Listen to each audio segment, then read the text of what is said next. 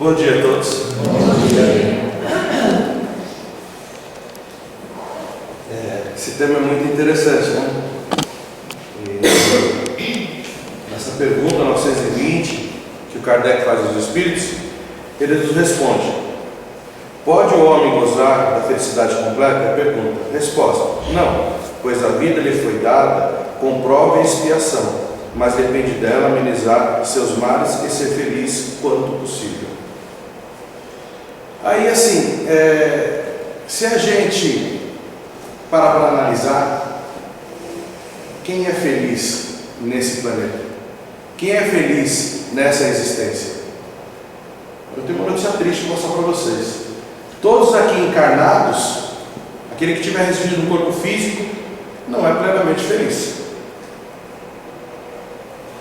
Os Kardec respondem, perguntam para a gente, e os Espíritos respondem dessa forma.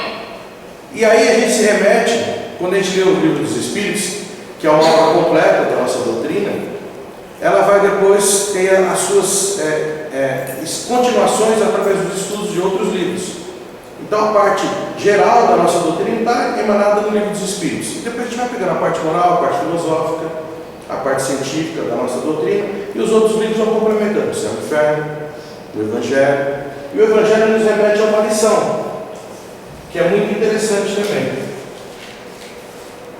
que é do capítulo 5, Bem-aventurados os aflitos. Quem não conhece a doutrina, quem nunca leu o Evangelho, quem nunca leu o Livro dos Espíritos e tiver com depressão, tiver triste, não comece nem por essa pergunta e nem por esse capítulo. Pelo menos eu acho difícil.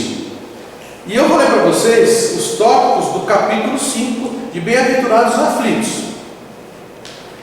Justiça das aflições, causas atuais das aflições, causas anteriores das aflições, esquecimento do passado, motivos de resignação, o suicídio e a loucura.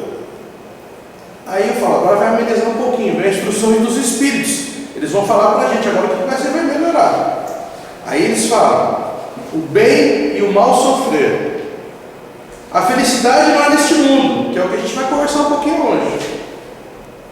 Perda de pessoas amadas, mortes prematuras. Se fosse um homem de bem, teria morrido. Os tormentos voluntários, a desgraça real, a melancolia, provas voluntárias, o verdadeiro silício. Será lícito abreviar a vida de um doente que sofra sem esperança de cura? Sacrifício da própria vida, proveitos dos sofrimentos de outro. Complicado, né? Parece que a nossa vida aqui nessa terra é uma vida de desgraça, é uma vida de problemas, um martírio sem fim. Mas quando a gente lê o Evangelho, quando a gente começa a estudar, quando a gente lê o Livro dos Espíritos, a gente vai perceber que realmente é uma dádiva estar aqui nesse planeta, estar aqui nessa existência. Apesar de ser um mundo de provas e expiações, a felicidade que não é deste mundo, que eu acabei de falar, que todo encarnado nunca vai ser feliz de forma plena, ela depende de nós. Ela depende da nossa vontade. Ela depende do que a gente vai fazer com essa existência. O que a gente vai fazer com essas atribulações? O mundo material nos oferece esses prazeres momentâneos, e a gente realmente tem. E é interessante quando a gente para pensar assim, por quê? A gente sempre está focando a nossa vida, parece que nesses prazeres materiais. Para a gente, quem é bem sucedido? Quem é aquela pessoa feliz? Se a gente parar de primeiro momento para pensar, não vou falar de forma profunda não, somente se a gente estiver vendo rede social, aquela pessoa que é rica, aquela pessoa que tem poder, aquela pessoa que vive lá só da internet, né? Eu era numa época que eu tinha medo de seguidores. Hoje as pessoas procuram, quanto mais seguidor melhor, né? E depois reclama que as pessoas falam da vida dela. Mas é assim, rede social é isso. A gente vai lá, faz os posts, mostra que é feliz, né? E aí quer um monte de clique. A gente quer um monte de coraçãozinho para dizer. Se ninguém clicou nas nossas mensagens, ninguém falou, ninguém comentou da nossa alegria, meu Deus do céu, ninguém está me olhando, ninguém está percebendo o que eu estou vivendo. Enquanto antes, há um tempo atrás, a gente vivia de conversar com as pessoas e contar da nossa vida, da nossa existência. Mas hoje é um mundo diferente. Mas a vida é assim. Ela parece que nos sugere que a felicidade está nesses momentos. Ela parece que nos sugere que a felicidade está nas coisas materiais. Está nesse glamour. E aí a gente lê a doutrina do Espírito, lê o Evangelho, a gente percebe que a felicidade é muito mais distante do que isso. É muito diferente dessa situação. Por quê? Porque a gente percebe que é interna a felicidade. Ela não é essa felicidade externa. Eu não sei se vocês sabem, mas o Neymar voltou com o Santos, né? Acho que todo mundo sabe disso, sabe? Até quem não gosta de futebol está vendo isso aí, né? E aí eu escuto os comentários das pessoas, né, que falam de futebol, que a gente também, diz que todo brasileiro gosta um pouquinho de futebol, é técnico, né, é comentarista, e aí fala, né, e a gente comenta assim, ele precisava disso. Ah, não, ele estava melhor lá. Ah, ele devia ficar na Europa. Ele devia ter campo para ficar lá na Arábia. Para que ele vai fazer no Brasil? E alguns falam, e até ele mesmo comenta, ele precisava dessa alegria. Ele precisava de uma coisa que ele foi lá fora e não encontrou. E aí ele veio para o Santos de novo para jogar futebol. E aí ele deu uma entrevista, depois jogou e falou, olha, sabe quando a gente ama muito alguém, e a gente não consegue nem explicar o quanto a gente fica feliz ao lado daquela pessoa, ele fala, eu amo o Santos. Eu torci para o Santos perder, não gosto do Santos, mas tudo bem, sou torcedor de outro time, mas eu não quer dizer nada. Mas ele precisava daquela alegria, ele precisava daquele amor, e ele voltou para cá. Mas por que será que ele foi embora então? Ele não estava jogando aqui, não estava feliz, não ganhava bem? Mas ganhava bem, já senhores, ganhava. E aí senhores, você ganha dinheiro, né? Porque parece que o quanto mais algo distante é o melhor da felicidade. Mas não é um problema do Neymar. Eu não estou fazendo crítica nenhuma, ao contrário, eu torço para ele ficar bem mesmo de verdade. Eu gosto da organização brasileira e torci por ele, torço por ele, apesar de não gostar do Santos. Ele não vai aguentar, não. Os caras, em 2 minutos, já vai. Arrebenta o pé dele, né? Arrebentou ele. A primeira bola que ele recebeu já caiu no chão, já sumiu, né? Não, arrebentou ele. E vai ser assim. Mas se vai dar certo, não é um outro ponto. Mas a questão é, olha que engraçado, a gente viaja às vezes no mundo para buscar algo que estava aqui.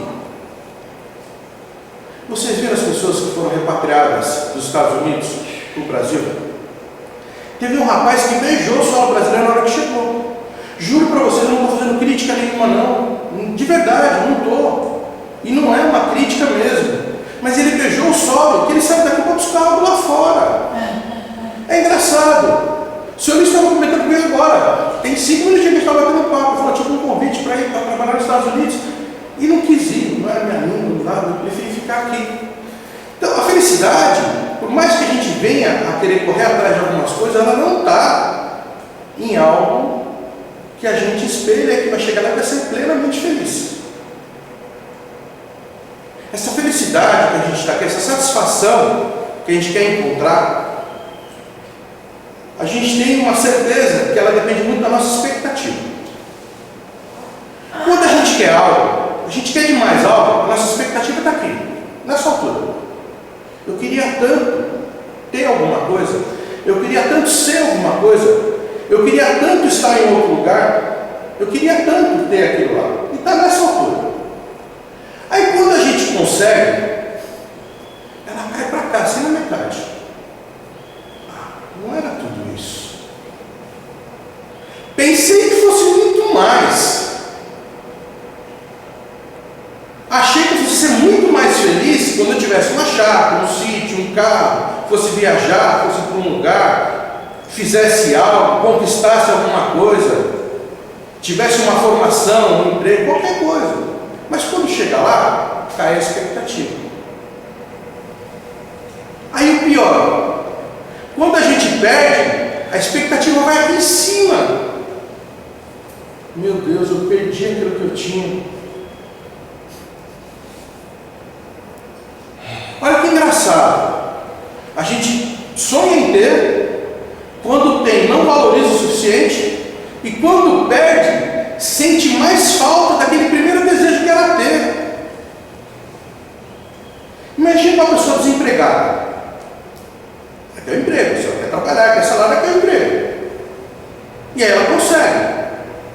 E quando está trabalhando, o chefe é ruim, a equipe não é legal, a condução demora para chegar, a condução demora para voltar, eu ganho pouco, ninguém me valoriza. E quando perde o emprego? Como que eu vou manter minha família? Como eu vou me manter? Então essas expectativas é que nos direcionam para a felicidade. A gente tem que educar ela. Eu acho que aqui, a maioria passou dos 20, né? Não passou não. Mas a maioria passou dos 20. Eu já. Já passou? A gente não fala que no nosso tempo era melhor? Não fala, hoje é melhor? Hoje é melhor? E quem já falou assim, o tempo de infância era melhor? O senhor acha que é hoje? Não, eu não tive infância. O senhor não teve? Teve não. Comecei com 7 anos de idade. O senhor me arrepende porque responde diferente, mas vamos tentar chegar lá sobre isso. Mas a criançada parece que não era mais feliz naquela época do que hoje? Não, porque assim, a gente, lógico, a gente quer resposta, o senhor diz, é o certo. Eu vou chegar no final onde ele quer. O tempo de hoje é o melhor. Mas é engraçado a gente ficar com aquele pensamento. Pelo menos eu digo, na minha infância era muito melhor. A molecada hoje não brinca na rua, não joga futebol, não sabe fazer um monte de coisa. Mas eu lembro que na minha infância eu queria ter um videogame para ficar dentro de casa jogando. Eu queria, e hoje a molecada tem, para ficar dentro de casa jogando videogame. Eu sou da época da TV Telefone, que mudava assim, meu Deus do céu, a gente traga a idade fácil. Aí você mudava os canais, ia da cultura até a Bandeirantes, você não tinha nem o SBT no meio do caminho. Da cultura para o 5, depois para o 7, aí passava os canais lá. Era Manchete, se não me engano, na época. Aí vinha a Gazeta e a Bandeirantes. Você ficava tec.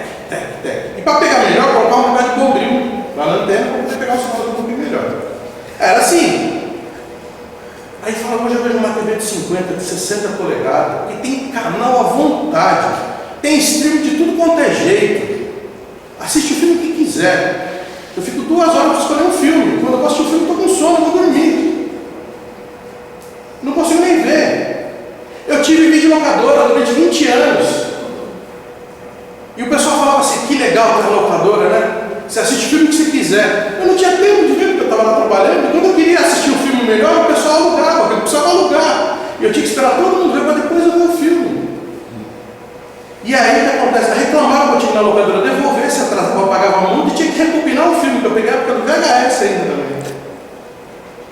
Então a gente fica sempre com uma ideia. A felicidade está lá no passado, naquele tempo nostálgico. Naquele tempo que era melhor do que hoje. Hoje, a molecada está criando o seu Luiz, o meu tempo é o melhor hoje. Aí eu cheguei ao seu querido Luiz, é verdade, o tempo de hoje é o melhor, não é o tempo de ontem. É que a gente não consegue acostumar. E talvez os nossos filhos, eu estou com uma netinha agora para nascer, você voa agora, finalzinho de março para abril, e com uma expectativa enorme, né? Eu converso com o Luiz às vezes sobre os netos, né? Ele fala com alegria, com um sorriso, com encantamento, e quem é avô fala que é a melhor sensação que tem. Né? Então eu estou numa expectativa enorme. Talvez a minha neta vai falar que o tempo dela é melhor do que o tempo de hoje. Ou hoje as pessoas vão falar, você não sabe o que é simplicidade, é a minha época era feliz. E vai ser sempre assim. As gerações são assim. Porque a gente sempre está naquela questão de expectativa. Ou está lá no passado, ou está lá no futuro. Ou está naquilo que eu quero ter, ou está naquilo que eu perdi. E aí a gente diminui a expectativa quando está vivendo. Na realidade, a nossa expectativa deveria ser essa. Agora, eu estou vivendo esse momento. Esse momento é o intenso. Esse momento é o de ser feliz. É esse o tempo de ser feliz. Porque não dá para ser feliz no passado. Não dá para ser feliz no futuro. Só dá para ser feliz hoje. Diz que a verdadeira felicidade para o espírito puro é o trabalho. Olha que engraçado. A gente tem oportunidade de trabalho. Quando a gente pede para Deus esperança, compreensão, ele vai levar um monte de problema para a gente. Ah, eu quero paciência. Eu vou levar uns filhos difíceis para você. Eu vou levar um cunhado, uma sogra. Vou entregar lá para você. E aí você cuida. Vai aprender a ter paciência. Não é verdade? Leandro Carnal, ele é um filósofo, é um ateu, tá? Eu já falei para eles, eu gosto de falar porque os pensamentos para mim são positivos, são muito legais. E ele fala sobre a vida. E uma das coisas que ele fala é sobre os filhos. Ele fala que o filho é o pior investimento que existe. Pior investimento. Aí a moça que é mais novinha está falando, meu Deus do céu, esse cara vai falar uma bobagem, agora eu vou bater nele. Mas para os pais é o pior investimento. Porque a gente faz, paga, ajuda. E quando chega uma determinada idade, os filhos vão falar assim, meu pai e mamãe estragou minha vida. Eu fiz tudo para eles, no final a gente deu errado ainda. Só que aí a gente também pensava assim antes, quando é em relação aos nossos pais. Quando que a gente muda? Quando a gente vira pai, quando a gente vira mãe. Aí a gente compreende realmente, poxa vida, meu pai e minha mãe só queriam meu bem. E não adianta falar para o adolescente isso. Não adianta.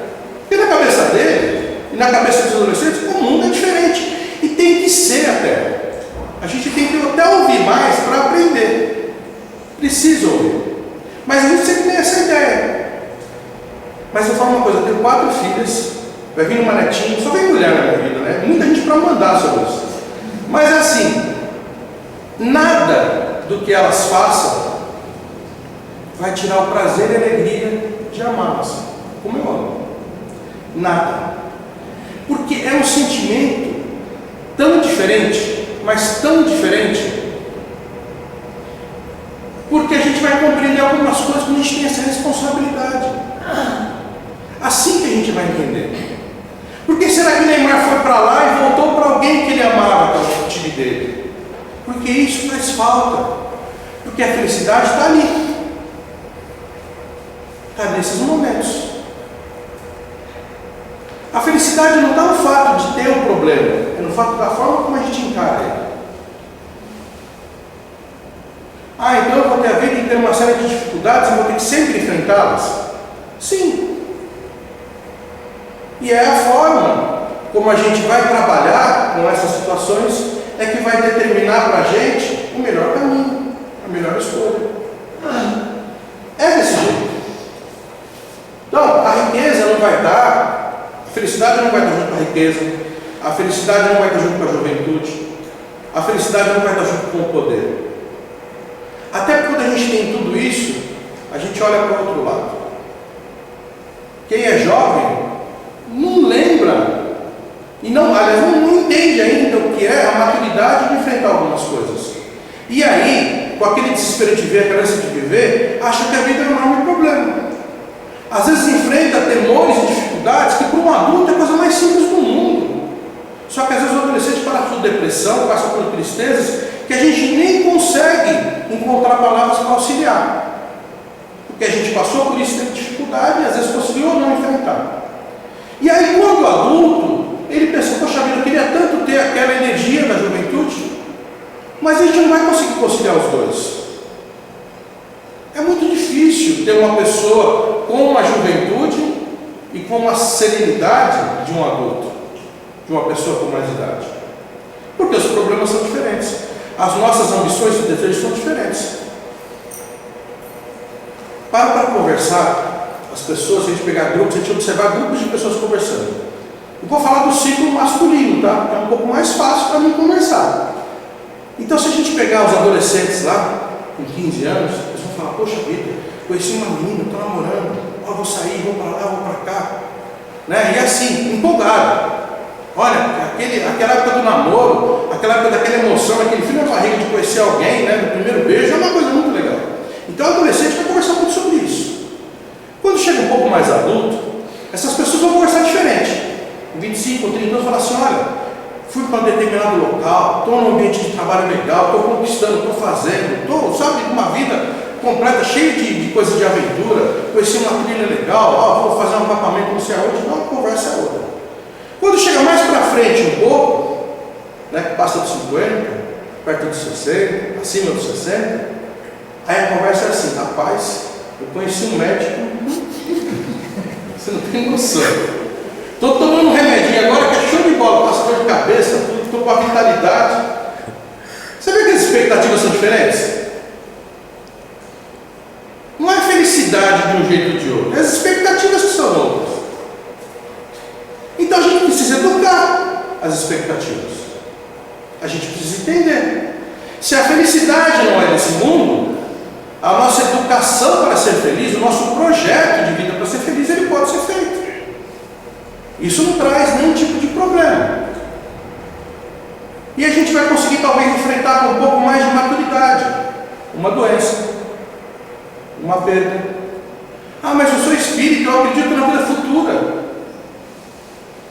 Não tem sentimento, não tem explicação no Evangelho que nos console a perda de uma pessoa que a gente ama. Ah, vamos falar para a pessoa assim, olha, quando ela perder alguém, não se incomoda, a nossa felicidade está no mundo espiritual. Fique tranquilo, ela está melhor aqui do que lá. Tá bom, pode ser verdade. Mas como é que eu sinto isso? Como é que eu coloco essa energia dentro de mim e saio sorrindo com a perda de alguém que fisicamente me faz falta? Como é que eu explico o pai para uma mãe que perdeu um filho em eternidade? Olha, mas a passagem dele aqui na Terra foi para isso, era a missão dele. Não dá. É muito difícil. É muito complicado. Então, a nossa expectativa com a nossa realidade traz esses confrontos, traz esses problemas. A gente tem que ir devagarzinho e entendendo qual é o melhor caminho de lidar com isso. Qual é a melhor forma de a gente tentar compreender que dá para fazer diferente. O Chico, que tem tantas e tantas histórias, e para a gente, pelo menos para mim, é uma referência na doutrina espírita, não só pelos livros, não só pelos ensinamentos, mas pelo que ele viveu e a forma com que ele viveu. Eu acho que eu nunca fui falar, me aventurar a falar alguma coisa sobre a doutrina espírita e deixei de falar de Chico. Toda vez eu falo alguma coisa. Porque é muito legal e é muito perto da gente.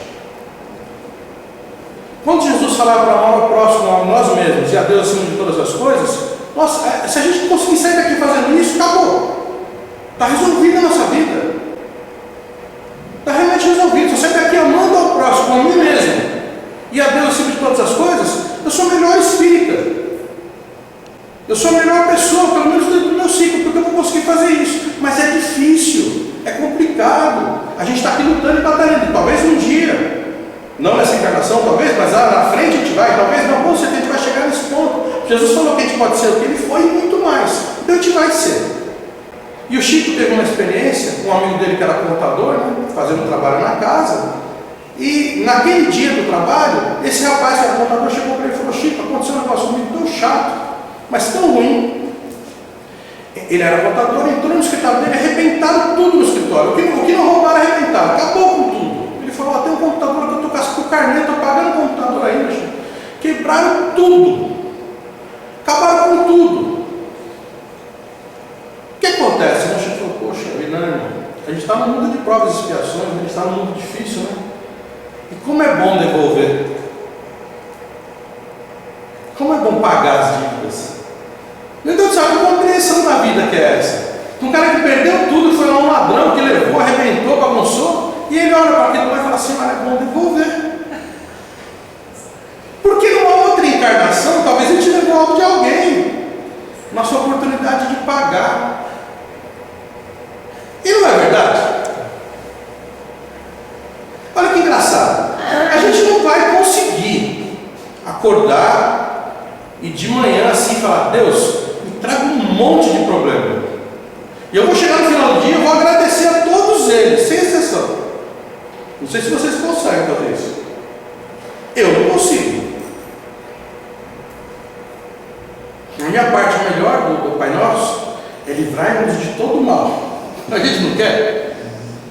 Livra-nos de todo mal. E se pudesse falar assim: amém, acabou, está ali, ó, o Pai Nosso vai resolver. Aí você é feliz. Será? Ontem eu estava em casa conversando com a minha esposa. Ela falou: cansei, não estou entediado de ficar em casa, queria ir para algum lugar, não dá para ir, não pode ir, por isso, por aquilo outro. Eu não quero assistir um filme, que nem eu falei, fico lá 2 horas, não achei um filme legal para assistir, eu não queria fazer nada. Eu falei, eu vou dormir, sabe, não estava satisfeito. E não tinha um problema, não tinha nada para resolver. Talvez era isso, falta de um problema. Alguém já passou algum tipo de dor forte, doente? Uma dor que incomodou. Alguém já passou por isso? Quando passa, a gente fala, graças a Deus, né? Eu passei uma sanduíche um dia que eu abri a barbearia e saí andando pela rua. De tanta dor, doía tudo aqui. Aí o cara falou, pode tomar inalador, foi desfriar. Eu pensei que eu ia ficar doido. E o senhor não agradeceu a doença? Eu não lembrei. Não lembrou. Mas a gente agradece a Deus quando ela passa, não agradece? Lógico, é normal, natural. A minha mãe fala que a dor é amiga. Eu falei, mãe do céu, pelo amor de Deus, não vou outra coisa para falar, não é isso não. Ela falou, não, ela é um sinal que o teu corpo está pedindo alguma coisa. Calma, sossega, vai cuidar da saúde, vai fazer tal coisa, senão você vai prever esse tempo aqui. Então a dor é amiga, meu Deus do céu, não dá, é difícil, mas ela é um aviso. Ela é algo que a gente precisa cuidar, é algo que a gente precisa entender. Como eu falei no começo, quando a gente pede paz, tranquilidade, quando a gente pede compreensão, não vem compreensão como se fosse um chip embutido na gente, agora eu só compreendo tudo, agora tenho paz, agora tenho serenidade. Não, vai vir um monte de problema. Aí eu quero evoluir, eu quero espiritualmente ser muito melhor do que eu sou hoje. Tá bom, fique tranquilo. Vai vir um monte de obstáculo para você poder resolver. E é dessa forma que a gente aprende. É dessa forma que a gente evolui. A felicidade não é deste mundo, porque nesse mundo a gente está vivendo provas e expiações. Ponto. É isso. Não dá para viver sem a tribulação. Agora, dá para ser feliz com um projeto razoável? Dá. A gente vai ter vários momentos de felicidade. Um casal que planeja ter filhos não vê a hora de tê-los. E como eu falei dos filhos que é o investimento, mas assim, é uma alegria. Quem que ali, em sã consciência num casamento, fala assim, poxa, eu quero ter, às vezes, nem nos é permitido ter. Passa uma existência tentando, às vezes, ter um filho e o casal não consegue. Ou por conta das situações, é solteiro ou não, ou por condições, por opções, aquele filho não vem, ou porque eu cuidei da carreira, mas assim, às vezes não vai ter aquele momento de entender o que é ter um filho. Mas quando tem, e aquela alegria do nascimento, da renovação da vida, de continuidade, ela vai passar quando a neném começa a chorar, quando fica dor na barriga, quando precisa comprar fralda, tá caro pra caramba. Quando entrar na escola tiver problema, quando tiver adolescente quiser sair, você fala, meu Deus do céu, para onde vai essa criança? Para onde vai esse moleque? Porque a gente assim, é pequeno pra gente. Acha que tem 18 anos, acha que tem 19, já pode conhecer o mundo, a gente morre de medo. A gente já tem 20 anos, sai ontem desesperado, eu não durmo. Minha mulher está adora, falou, agora eu vou dormir, eu cansei de não dormir. Eu não consigo, não dá, a gente fica tranquilo quando volta. Mas eu saí e não falava nem para onde eu ia. Eu sentava esses dias numa conversa com meus irmãos e com a minha mãe, batendo papo, né? Sentamos batendo papo, e eu comecei a falar das coisas que eu fazia na adolescência. A minha mãe tomou de susto. Falou, não acredito que você fazer tudo isso. Eu falei, então, mãe, eu só não falava. E eu pedia para Deus de verdade. Fala, minhas filhas, não façam o que eu fiz na adolescência, porque é ser complicado. Ainda bem que eu acho que eu tive mulher só. Talvez por isso. E casei muito cedo. Ainda a pessoa fala, você casou cedo, casou com 17 anos, o pai com 18. Mas talvez foi a idade que eu precisava casar. Porque eu estava numa idade de fazer loucura, achar que podia fazer tudo. E talvez foi com freio. Porque o meu amigo tinha meditativo, tinha acabado de comprar um carro, né? Então a gente de ônibus, bagunçando de fazer as loucuras, eu falei, imagina de carro, né? Então, eu falei, talvez era a época de parar. Então, Deus tem uma programação na nossa vida, o plano espiritual programa algumas coisas que acontecem no seu fracasso. E talvez nisso a gente consiga compreender que tudo está no seu lugar. Eu gosto muito dos ditados das pessoas antigas, né? Eu acho que nessa geração o que falta é criar ditados. Eu não sei, talvez eu esteja enganado, mas eu não conheço pensadores, principalmente pessoas antigas. O senhor está comentando comigo outros assuntos, eu gosto muito de bater papo sobre isso. Ele fala assim, não tem estudo, mas o engenheiro fala tal coisa, e não discute comigo não, porque eu entendi de obra. As pessoas realmente que às vezes não tinham estudo, tinham e têm, né, um conhecimento fora de série. E os antigos têm muito esses ditados populares. Meu avô falava que mais escuro que meia-noite não ficava. Aí fala, caramba, avô, e se for 6 horas da tarde, né? Tem muito para escurecer ainda, né? Tem muito problema para quem ainda. Mas é verdade, depois da meia-noite, começa a clarear. Depois da meia-noite, começa a melhorar. Nenhum problema, ele é insolúvel. Aí tem outro ditado que fala, o que não tem remédio, remediado está. E não é mais pura verdade? Se a gente pensar nos nossos problemas, a gente falar, esse problema tem solução? Tem. Dá para fazer isso, isso e isso. Se eu acordar de manhã e pensar assim, fazer de tal forma, daqui 1 ano, daqui 6 meses, daqui 30 dias, daqui 1 semana está resolvido. Então, vamos à obra. Vamos resolver o problema. Mas se o problema é insolúvel, não tem o que fazer. Não tem o que fazer. Vou contar no meu pai uma historinha. Meu pai, estou encerrando quase 2 minutinhos só. O meu pai falava que tinha um cara que estava na linha do trem e ele viu que o outro trem ia bater no outro. Alguém lá na frente programou o trem que vinha na mesma linha, os trens iam bater. Estava um de frente com o outro. E aí o cara se transformou e precisa avisar o outro trem que está vindo, que o outro vem do outro lado e vão bater. Vamos lá na frente, vamos abanar uma bandeira, alguma coisa. Aí ele falou, não vai adiantar, não dá tempo. Quando você chegar lá com a bandeira, o trem já bateu. Então fazer uma fogueira, não adianta, o trem vai passar por cima da fogueira e nem vai ver. Ou vamos então mudar o trilho, lá o lugar falou, não tem, só tem um trilho. Aí então eu vou chamar minha irmã. Mas para quê? Para ver o baita desastre que vai acontecer. Não tem mais o que fazer. Então o que não tem remédio, remediado está. O que não tem solução, deixa que a vida se ajeite. Agora não adianta sofrer e carregar esse passado desse problema. Não adianta carregar uma expectativa do futuro, que a gente não vai conseguir ser feliz agora. Então, o que não tem solução, tranquilo, a vida vai se ajeitar. A gente tem outras enganações para resolver. E dá para a gente ser feliz com isso. Tem uma palavra bem rapidinha, que eu não falo, no Pai Nosso. Perdoe nossas ofensas, assim como nós perdoamos. Eu não falo assim. Não fala não. Perdoe nossas ofensas e ajude a compreender, meus irmãos. Tirei essa palavra está errada. Assim como eu perdoo meus irmãos, eu não perdoo. Se não perdoa, complica, né? Eu tenho um livrinho de cabeceira, eu gosto muito. Como um místico amarra os seus sapatos. Eu acho que eu já até mostrei esse livro aqui, eu acho fantástico.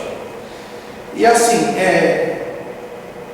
a vida, ela não é feita das grandes soluções. Ela não é feita desses eventos que a gente fala assim, poxa, eu marquei uma história na humanidade, eu fui lá e fiz tal coisa, né? Tem uma passagem aqui, até nesse livro, que fala assim, um dos temas é eu vou, não sei para onde. E aí o escritor ele fala assim, eu vou, não sei para onde. Eu venho, não sei de onde. Eu sou, não sei do que. Admira-me, mesmo assim, que ainda seja alegre. A gente, às vezes, a doutrina espírita nos convida a entender o que é a vida futura, a entender a vida espiritual, a compreender da onde a gente veio e para onde a gente vai. E a gente tem que estudar. Mas a proposta desse livro aqui é das coisas simples, tanto que o título é como é que o místico, né, como é que o sábio ele amarra os seus cadastros, que é o dia a dia. Ele vai ter que fazer isso. Então, tem uma pessoa que acompanha esse místico, né, ele fala assim, eu vou lá, não é para descobrir as grandes coisas da vida, eu vou lá para descobrir como é que ele amarra os seus sapatos. Eu quero saber como é que é o dia a dia dele. Então assim, você vê que a convite do escritor com tudo isso, eu não sei para onde vou, não sei quem eu sou, não sei nem onde estou, mas ainda assim eu sou alegre. Porque a condição de alegria é viver o presente. Que a gente possa, na medida do possível, entendendo as lições do nosso mestre, do amor, do carinho, da compreensão, da paz, viver o presente para a gente ser feliz. Eu agradeço a atenção de todos, espero que a gente saia daqui pelo menos refletindo, pensando um pouquinho. Muito obrigado.